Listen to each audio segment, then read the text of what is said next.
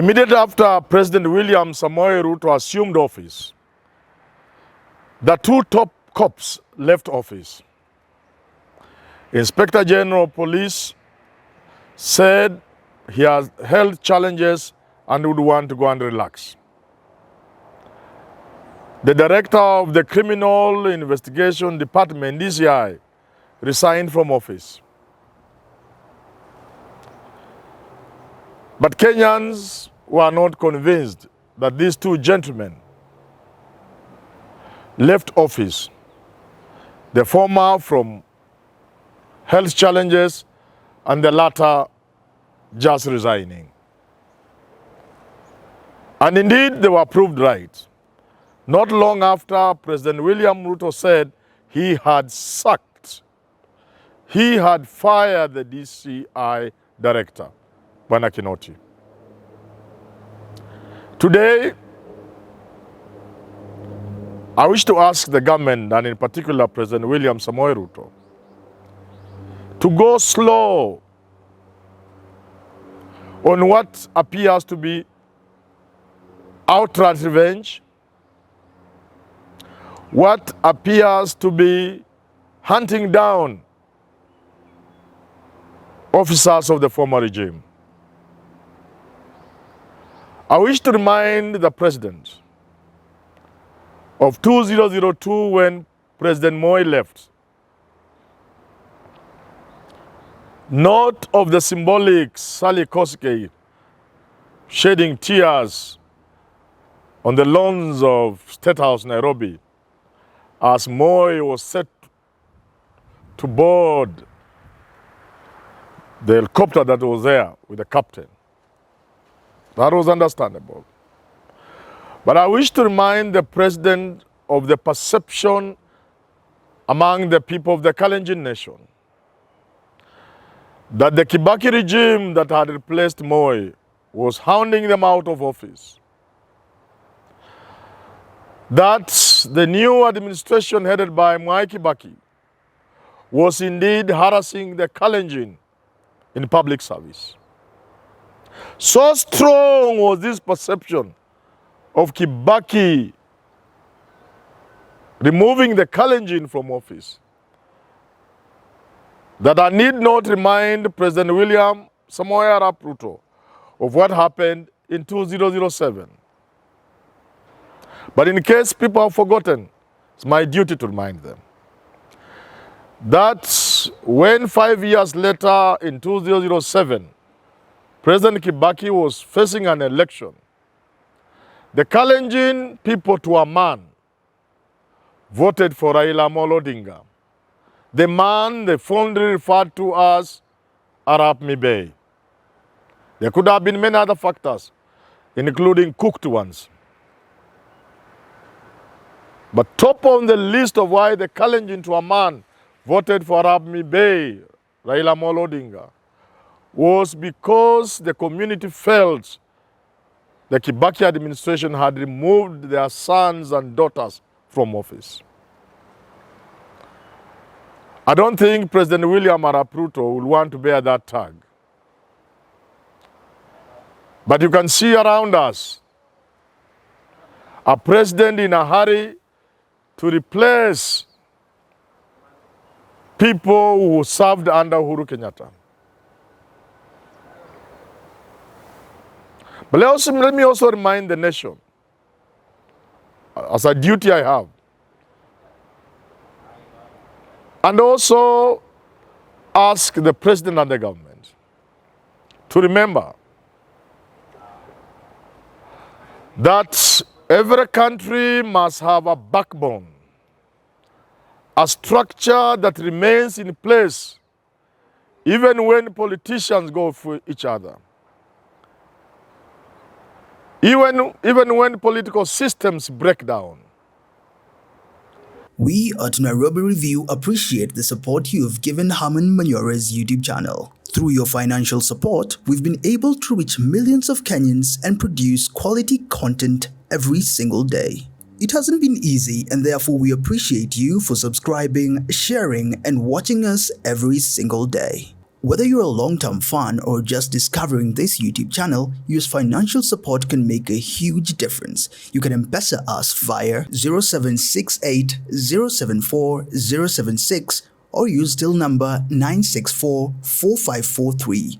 That is 0768 074 076 or M-Pesa till number 964 4543. We highly appreciate your support. The current British Prime Minister, who took over a couple of months ago, 2 or so months ago, was the third Prime Minister in a span of just 7 weeks or something like that. The 7 months or 7 weeks. That in parliamentary systems and democracies, America, not America, the UK, Japan, India, Israel, and so on and so forth, governments can fall at such a short intervals that the country could break down. But things remain moving in those countries because the public service in UK, it used to be Her Majesty's service, now it is His Majesty's service, operates almost independent of the politicians, and for good measure and reason. That political governments come and go, prime ministers come and go, presidents in America come and go, in Kenya they come and go.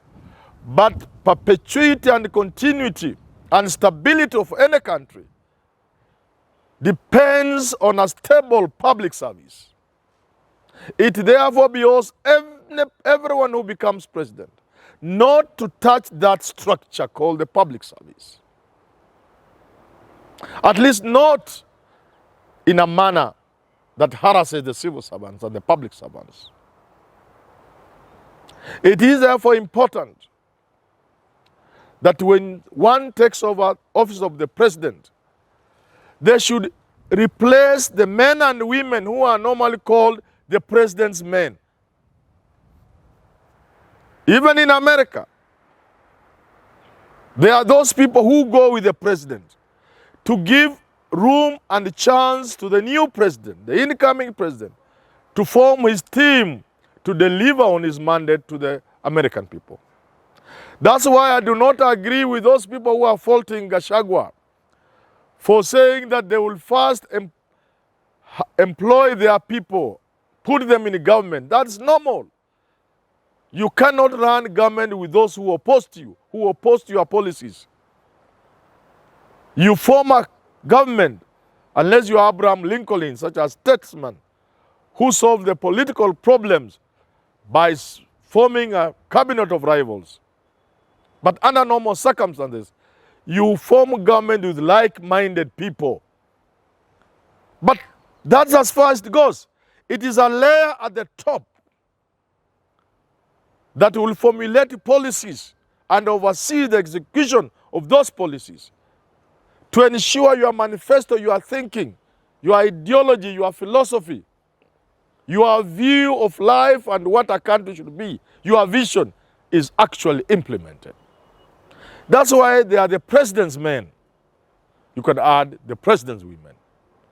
And then when he leaves office, he goes away with that infrastructure. But there's the core of the public service that remains intact to ensure that politics does not destroy a country, that things move smoothly. And therefore I advise government to be aware that the perception today in this country is that this government is out to revenge and to fight little wars. And the government appears to be in a hurry to remove people who are currently serving, who shouldn't be touched by the changes. Remove them from office and replace them with the new people.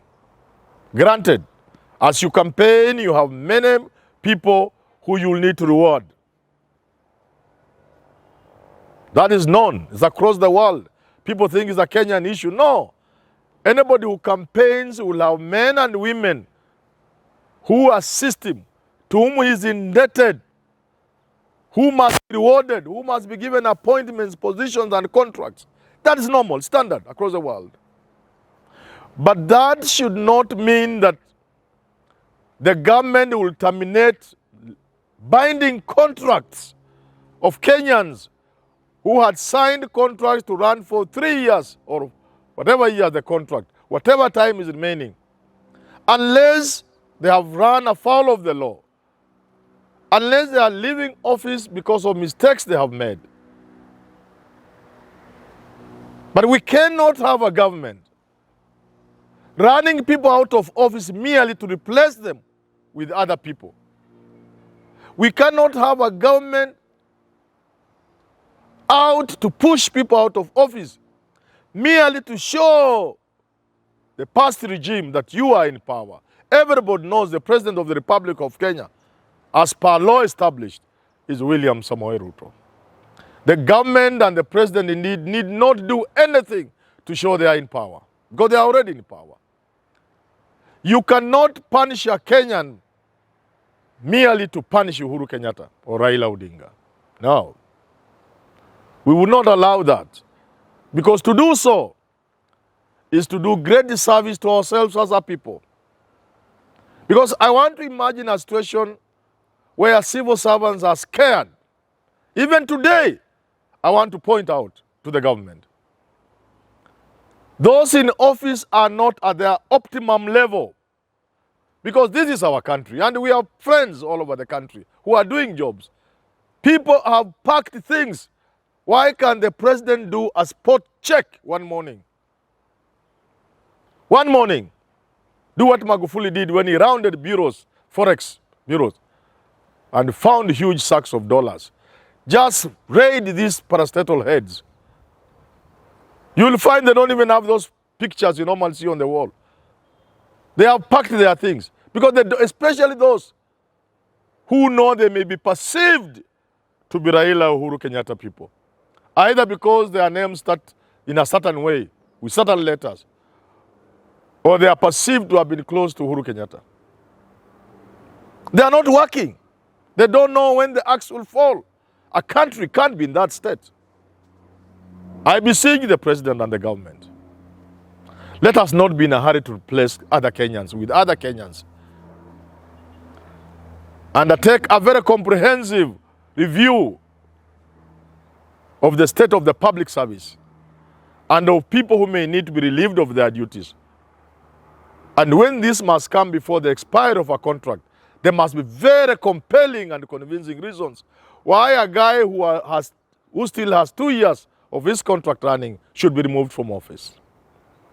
We don't want to plant fear among serving public servants, CEOs of parastatals and state corporations, vice chancellors, top government officials who are not in the president's main list. We don't want to create fear. We want them to serve the people. Something else. We do not want to make Kenyans fear working. Because if I work for Uhuru Kenyatta very well, I have in mind people like Matiang'i. And then Uhuru Kenyatta leaves and William Samoei Ruto comes, I will be haunted. I will be hunted. I will be harassed. Let's not create that image. That some civil servants, the special top civil servants running key ministries, would fear to perform. In fact, if this were to continue, people may even refuse to take those jobs. They may fear. Because if I'm going to be a powerful interior minister, and my president leaves when they leave, and maybe they didn't leave when they were in very good books with the incoming president, they will come for me. Sometimes we know this. I want to attack Uhuru Kenyatta, but perhaps the better way to do it, for various reasons, I may want to attack maybe Matiang'i. We want to tell the government, please, this is our country. Let's love this country. Let's not create fear among civil servants. And indeed, I want to remind Kenyans, one of the reasons why we had presidents who stayed for many years in office, passed themselves by death like Paul Biya in Cameroon, was the fear that if they left office, things will happen to them. We have the Kaundas, the Mois, the rest of those people, the Kamuzu Bandas. They didn't want to leave for many reasons, including that once they leave, they'll be haunted. There was need to reassure them that there's life after the presidency, that you will enjoy your life the way Moi did, the way Kibaki did, and indeed the way Uhuru Kenyatta should. We all have our shortcomings. And worst of all, let's not go for past presidents through their lieutenants. Let's understand that in the process of executing your office, there could be a number of things you could do which may not be good things, which will discourage people from doing. And if you have something against a minister, because I'm not saying ministers should not be taken to task for their past deeds. No. Prepare the report, prepare a file, prosecute them. Because like now, if you cannot convince Kenyans that you are following Matiang'i because of anything genuine, many people in this country will believe it is witch hunting, which is not good. And maybe there are things for which he should be prosecuted. Prepare the file, prepare the evidence. Look at the money stashed in a bank, for example. Take this man to court, have him charged, have him prosecuted, and jailed if he has robbed the people of this country, if he has broken the law of this country. But to act in a manner that will frighten other public servants, I would want to urge us as a people, beginning with the president and the government and all of us together, not to go in that direction of spreading fear among those who are serving now. They don't know when they will be sacked, and among those who will be serving in the future, because they don't know how their closeness to the president, how executing their mandate as given by the president will be responsible for their suffering in the future. Let's not create that. But if there's something we have against somebody, let's do it at a time people are not seeing it as witch hunting, and let's process them the way the law suggests.